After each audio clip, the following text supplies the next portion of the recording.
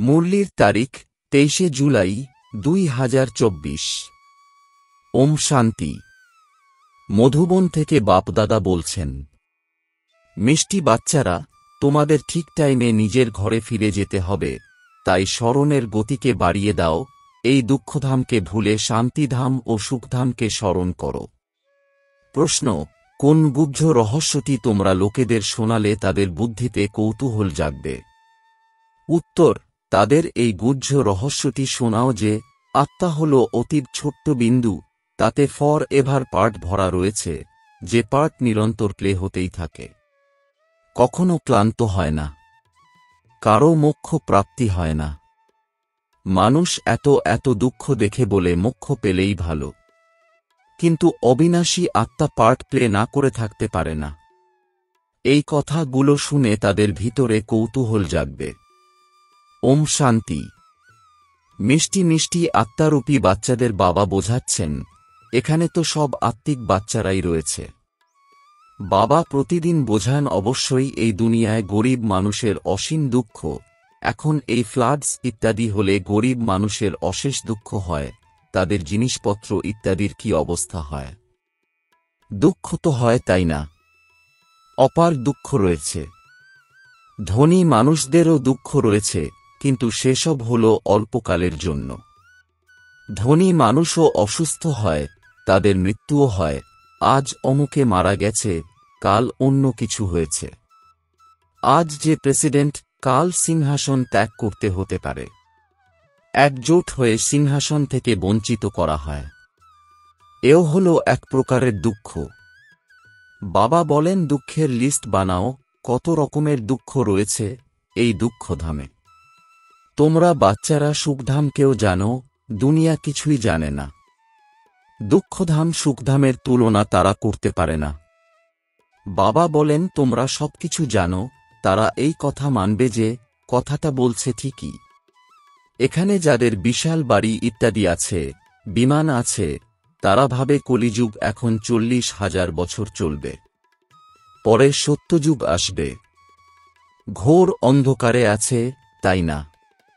এখন তাদের কাছে আনতে হবে। সময় খুব কম আছে।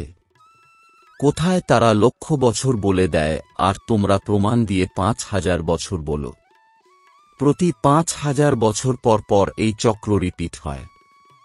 ড্রামা কখনো লক্ষ বছরের হবে নাকি? তোমরা বুঝে গেছো যে যা কিছু হয় সবই 5,000 বছরের সময়কালেই হয়। সুতরাং এখানে দুঃখধামে রোগ ইত্যাদি সব হয়। তোমরা কয়েকটি মুখ্য কথা লিখে দাও। স্বর্গে দুঃখের নামটুকুও থাকে না। এখন বাবা বোঝাচ্ছেন, মৃত্যু সামনে উপস্থিত, এই সময় সেই গীতা এপিসোড চলছে। নিশ্চয়ই সঙ্গম যুগে সত্যযুগের স্থাপনা হয়েছে। বাবা বলেন, আমি রাজার রাজা করি, তো নিশ্চয়ই সত্যযুগের রাজা করব, তাই না? বাবা খুব ভালোভাবে বোঝান। এখন আমরা যাব সুখধামে। বাবাকে ফিরিয়ে নিয়ে যেতে হয়। যারা নিরন্তর স্মরণ করে তারাই উঁচু পদের অধিকারী হবে, তাদের জন্য বাবা যুক্তি বলে দেন। স্মরণের গতিকে বাড়াও। কুম্ভের মেলায়ও সঠিক টাইমে যেতে হয়। তোমাদেরও সময় মতন যেতে হবে। এমন নয় তাড়াতাড়ি পৌঁছে যাবে। না, এই কাজ শীঘ্র করা তোমাদের হাতে নেই। এটা তো হলই ড্রামাতে নির্ধারিত। মহিমা সবটাই হল ড্রামার। এখানে কত রকমের জীবজন্তু রয়েছে দুঃখ দেওয়ার জন্য। সত্যযুগে এমন হয় না। মনে মনে চিন্তন করা উচিত, সেখানে এমন এমন হবে। সত্যযুগ তো স্মরণে আসে, তাই না? সত্যযুগের স্থাপনা বাবা করেন। শেষ সময়ে সম্পূর্ণ জ্ঞান নাটসেলে, অর্থাৎ সংক্ষিপ্তসারে বুদ্ধিতে এসে যায়। যেমন বীজ কত ছোট, বৃক্ষ কত বিশাল হয়। ওটা হল জড়বস্তু, আরে হল চৈতন্য। এই কথা কারো জানা নেই। কল্পের আয়ু লম্বা চওড়া করে দিয়েছে। ভারত অনেক সুখ পেয়েছে, ফলে দুঃখ ভারতেই পায়।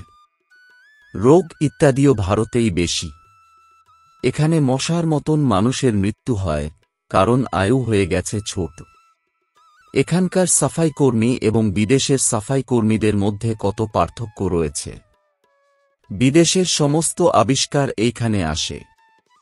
সত্যযুগের নামই হল প্যারাডাইস। সেখানে সবাই শতপ্রধান।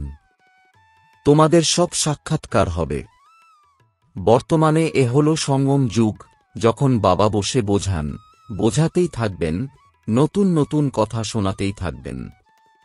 বাবা বলেন প্রতিদিন তোমাদেরকে গুহ্য কথা শোনাই। আগে কি জানা ছিল যে বাবা এমন ছোট্ট বিন্দু, তার মধ্যে সম্পূর্ণ পার্ট ভরা রয়েছে ফর এভার।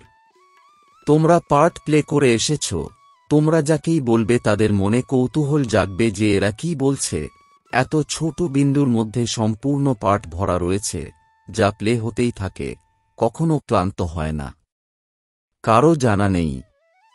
এখন তোমরা বাচ্চারা বুঝেছ যে অর্ধকল্প হল সুখ, অর্ধকল্প হল দুঃখ। অনেক দুঃখ ভোগ করে মানুষ বলে এর চেয়ে মোক্ষ প্রাপ্তি ভালো। যখন তোমরা সুখে শান্তিতে থাকবে, তখন এমন কথা থোড়াই বলবে। এই সম্পূর্ণ নলেজ এখন তোমাদের বুদ্ধিতে আছে। যেমন বাবা বীজ রূপ বলে তাঁর কাছে সম্পূর্ণ বৃক্ষের নলেজ আছে। বৃক্ষের মডেল দেখানো হয়েছে। বিশাল রূপ কি দেখানো যায়? বুদ্ধিতে সমস্ত জ্ঞান এসে যায়। অতএব বাচ্চারা তোমাদের কত বিশাল বুদ্ধি হওয়া উচিত। কত বোঝাতে হয়, অমুকে এত সময় বাদে পুনরায় আসেন পার্ট প্লে করতে, এ হল বিশালতম ড্রামা। এই ড্রামা সম্পূর্ণভাবে কেউ কখনো দেখতে পারে না। অসম্ভব। দিব্য দৃষ্টি দ্বারা তো ভালো জিনিস দেখা হয়। গণেশ, হনুমান এরা হলেন ভক্তিমার্গের। কিন্তু মানুষের ভাবনা এতই দৃঢ় হয়েছে যে তারা ভক্তি ছাড়তে পারে না। এখন বাচ্চারা, তোমাদের পুরুষার্থ করতে হবে, কল্প পূর্বের মতন পদ প্রাপ্তির জন্য পড়তে হবে।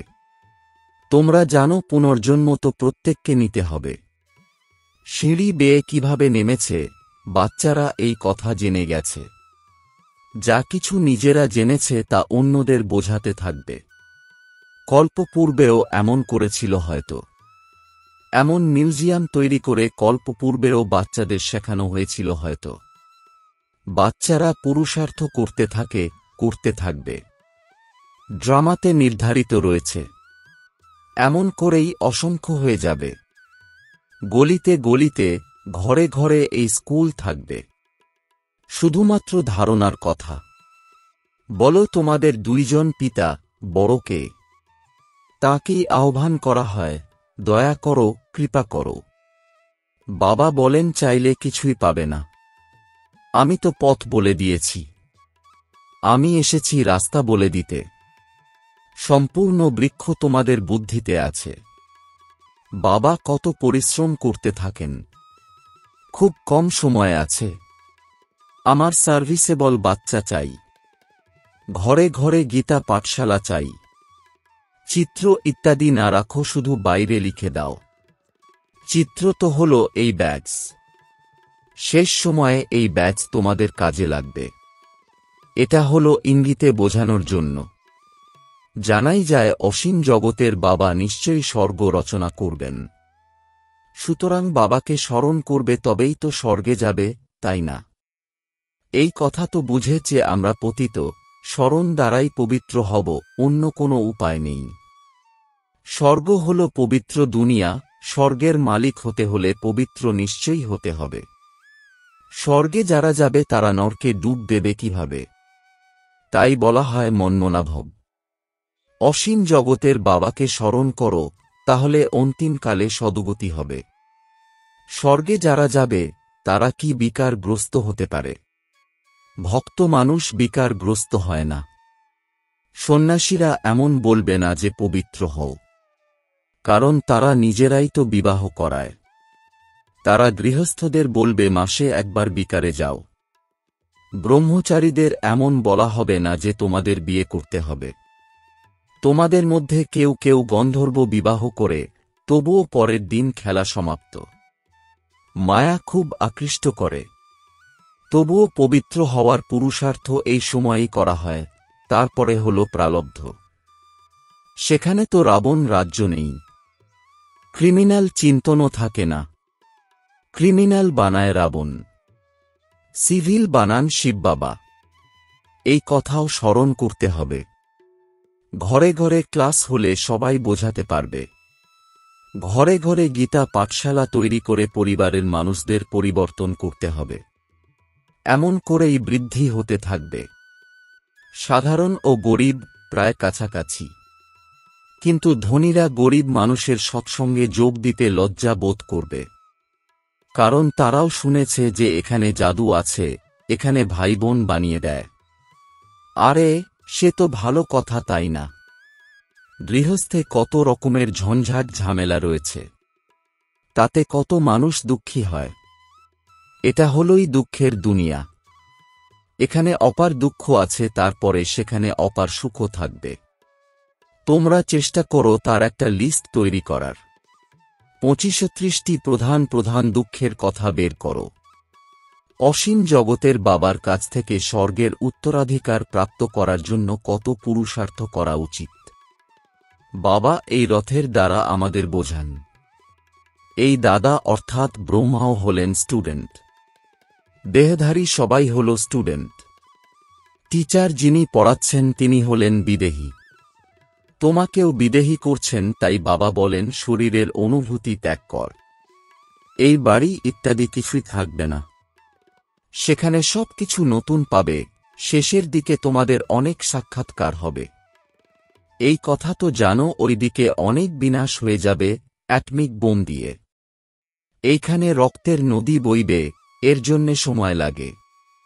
এখানকার মৃত্যু খুবই ভয়ঙ্কর। এই হল অবিনাশী খণ্ড। মানচিত্রে দেখবে ভারত হল একটি কোণে। ড্রামা অনুযায়ী এইখানে বিনাশের প্রভাব পড়ে না, এখানে রক্তের নদী বয়। এখন তৈয়ারি চলছে, হতে পারে পরের দিকে তাদের বোমা লোনে দেওয়া হবে। কিন্তু যে বম্ব মেরে দুনিয়া শেষ হবে সেই বম্ব থোড়াই লোনে দেবে, হালকা কোয়ালিটির দেবে। কাজের জিনিস কেউ কাউকে দেয় নাকি? বিনাশ তো কল্পপূর্বের মতন হয়েই যাবে, নতুন কথা নয়। অনেক ধর্মের বিনাশ, একটি ধর্মের স্থাপনা। ভারত ভূমিখণ্ড কখনো বিনাশ হয় না, একটু তো রয়েই যাবে। সবাই মারা গেলে তো প্রলয় হয়ে যাবে। দিন দিন তোমাদের বুদ্ধি বিশাল হতে থাকবে, তোমরা অনেক রিগার্ড রাখবে। এখন এত রিগার্ড নেই, তাই কম পাস হয়। বুদ্ধিতে আসে না, কত দণ্ড ভোগ করতে হবে তখন আসবে দেরিতে। পতন হলে উপার্জিত ধন নষ্ট হয়ে যায়, অসুন্দরী থেকে যায়, তারপরে আর দাঁড়াতে পারে না। কতজন চলে যায়, কতজন চলে যাবে। নিজেরাও বোঝে যে এই অবস্থায় শরীর ত্যাগ হলে আমাদের কি গতি হবে। বুদ্ধির বিষয়, তাই না? বাবা বলেন, তোমরা বাচ্চারা হলে শান্তি স্থাপনকারী, তোমাদের মধ্যে যদি অশান্তি হয় তাহলে পথ ভ্রষ্ট হয়ে যাবে। কাউকে দুঃখ দেওয়ার দরকার নেই। বাবা কত ভালোবেসে সবাইকে মিষ্টি বাচ্চারা সম্বোধন করে কথা বলেন। তিনি হলেন অসীম জগতের পিতা, তাই না? সম্পূর্ণ দুনিয়ার নলেজ আছে তাঁর, তাই তো বোঝান। এই দুনিয়ায় কত রকমের দুঃখ আছে, অনেক দুঃখের কথা তোমরা লিখতে পারো। যখন তোমরা এই কথা প্রমাণ করে বলবে তখন তারা বুঝবে এই কথা তো একবারে সঠিক। এই অপার দুঃখ তো একমাত্র বাবা ছাড়া অন্য কেউ দূর করতে পারবেন না। দুঃখের লিস্ট থাকলে বুদ্ধিতে কিছু ঢুকবে, বাকি সব কথা তো শুনেও শুনবে না। তাদের জন্যই কথিত আছে যে ভেড়া কি জানে অপার্থিব সাঙ্গীতিক সুরের মাধুর্য কি। বাবা বোঝান, বাচ্চারা তোমাদের এমন সুন্দর সুন্দর ফুলে পরিণত হতে হবে। কোনো অশান্তি, নোংরা আবর্জনা থাকা উচিত নয়। অশান্তি যারা ছড়ায় তারা হল দেহ অভিমানী, তাদের থেকে দূরে থাকবে, স্পর্শ করবে না। আচ্ছা, মিষ্টি মিষ্টি প্রশিক্ষার্থী বাচ্চাদের মাতাপিতা বাপদাদার স্মরণসহ স্নেহসুমন আর সুপ্রভাত। আত্মিক পিতার আত্মিক বাচ্চাদেরকে জানাচ্ছি নমস্কার। ধারণার জন্যে মুখ্য সার। 1. শিক্ষক রূপে যিনি পড়াচ্ছেন তিনি যেমন বিদেহী, তাঁর দেহের অনুভূতি নেই, সেই রকম বিদেহী হতে হবে। দেহের বোধ ত্যাগ করতে হবে। ক্রিমিনাল আইকে বদলে সিভিল দৃষ্টি বানাতে হবে। 2. নিজের বুদ্ধিকে বিশাল বানাতে হবে। দণ্ড ভোগ করার থেকে মুক্ত হওয়ার জন্য বাবার এবং পড়াশোনা দুইয়েরই রিগার্ড রাখতে হবে। কখনো দুঃখ দেবে না, অশান্তি করবে না। বরদান: ব্রাহ্মণ জীবনের ন্যাচারাল নেচারের দ্বারা পাথরকেও জল বানিয়ে দেওয়া মাস্টার প্রেমের সাগর ভব। এর বিস্তার: যেরকম দুনিয়ার মানুষ বলে যে প্রেম পাথরকেও জল বানিয়ে দেয়, সেই রকম তোমাদের অর্থাৎ ব্রাহ্মণদের ন্যাচারাল নেচার হল মাস্টার প্রেমের সাগর। তোমাদের কাছে আত্মিক ভালোবাসা, পরমাত্ম ভালোবাসার এমন শক্তি রয়েছে যে, যার দ্বারা ভিন্ন ভিন্ন নেচারকে পরিবর্তন করতে পারো। যেরকম প্রেমের সাগর নিজের প্রেম স্বরূপের অনাদি নেচারের দ্বারা বাচ্চারা তোমাদেরকে নিজের বানিয়ে নিয়েছেন, সেই রকমই তোমরাও মাস্টার প্রেমের সাগর হয়ে বিশ্বের আত্মাদেরকে সত্যিকারের নিঃস্বার্থ আত্মিক প্রেম দাও, তো তাদের নেচার পরিবর্তন হয়ে যাবে। স্লোগান: নিজের বিশেষত্বগুলিকে স্মৃতিতে রেখে সেগুলিকে সেবাতে প্রয়োগ করো, তাহলে উড়ন্ত কলাতে উড়তে থাকবে। ওম শান্তি।